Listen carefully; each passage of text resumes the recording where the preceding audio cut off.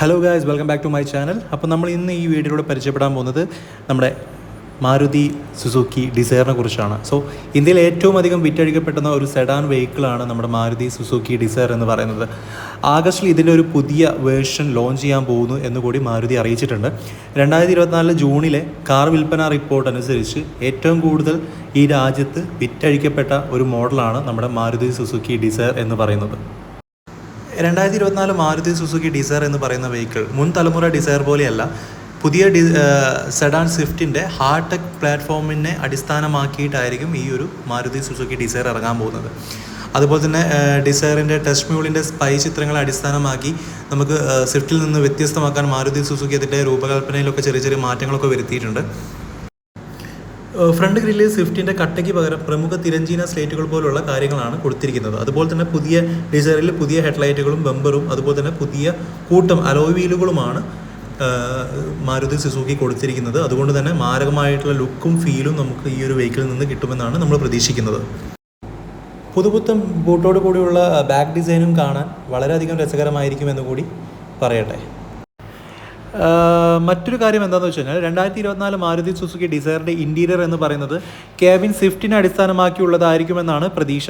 എന്നാൽ മാരുതി സുസുക്കി ഇതിൽ 2 അധിക സവിശേഷതകൾ വാഗ്ദാനം ചെയ്യുന്നതും മറ്റൊരു പ്രത്യേകതയാണ്. എന്തൊക്കെയാണെന്ന് വെച്ചാൽ ഈ ഒരു സെഗ്മെൻറ്റിൽ ആദ്യമായിട്ടാണ് 360 ഡിഗ്രി ക്യാമറയോട് കൂടിയുള്ള 9 ഇഞ്ചിൻ്റെ ഇൻഫോർട്ടൈൻമെൻറ്റ് സിസ്റ്റം അവർ കൊണ്ടുവരുന്നത്. അതുപോലെ തന്നെ സ്വിഫ്റ്റിൻ്റെ സെഡാൻ വെഹിക്കിളിൽ ഇപ്പം മറ്റൊരു പ്രത്യേകത കൂടി ഈ ഒരു വെഹിക്കിളിനുണ്ട്. വേറെ ഒന്നുമല്ല, സൺറൂഫും കൂടി ഈ ഒരു വെഹിക്കിൾ അവർ ആഡ് ചെയ്തിട്ടുണ്ട്. അത് വലിയൊരു പ്രത്യേകത തന്നെയാണ്. കാരണം ഇപ്പം ഒരുപാട് കോമ്പറ്റീറ്റേഴ്സിൽ ഇപ്പം സൺറൂഫ് എന്ന് പറയുന്നത് വലിയൊരു ഘടകമായിട്ട് മാറിയിരിക്കുകയാണ്. അത് നമ്മുടെ പുതിയ സ്വിഫ്റ്റ് ഡിസയറിൽ നമ്മുടെ മാരുതി ആഡ് ചെയ്തിട്ടുണ്ട്. ഇനി ഡിസയറിൻ്റെ സേഫ്റ്റി ഫീച്ചേഴ്സ് നോക്കിക്കഴിഞ്ഞു കഴിഞ്ഞാൽ അഡാസ് ലഭിക്കില്ലെങ്കിലും 6 എയർ ബാഗുകളും അതുപോലെ തന്നെ ഹിൽ റോഡ് അസിസ്റ്റും electronic stability program, reverse camera parking, anti lock braking system, അങ്ങനെ മികവുറ്റതായിട്ടുള്ള സേഫ്റ്റി ഫീച്ചേഴ്സും ഈ ഒരു വെഹിക്കിളിൽ ആഡ് ചെയ്തിട്ടുണ്ട് എന്നുള്ളതും പ്രത്യേകത തന്നെയാണ്.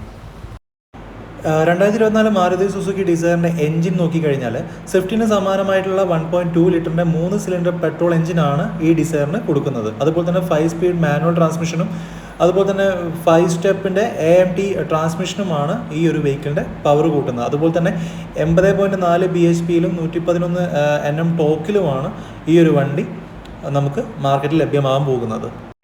ഇനി സ്വിഫ്റ്റിൻ്റെ മൈലേജ് നോക്കിക്കഴിഞ്ഞാൽ ഏകദേശം ലിറ്ററിന് 24.8 കിലോമീറ്ററും ഇനി AMT പതിപ്പിനാണെങ്കിൽ ഏകദേശം 25.75 കിലോമീറ്ററുമാണ് പറയുന്നത്. ഇനി ഡിസയർ ഏകദേശം ആഗസ്റ്റ് അവസാനത്തോടു കൂടി തന്നെ നമ്മുടെ ഇന്ത്യയിൽ ലോഞ്ച് ചെയ്യുമെന്നുകൂടി മാരുതി അറിയിച്ചിട്ടുണ്ട്.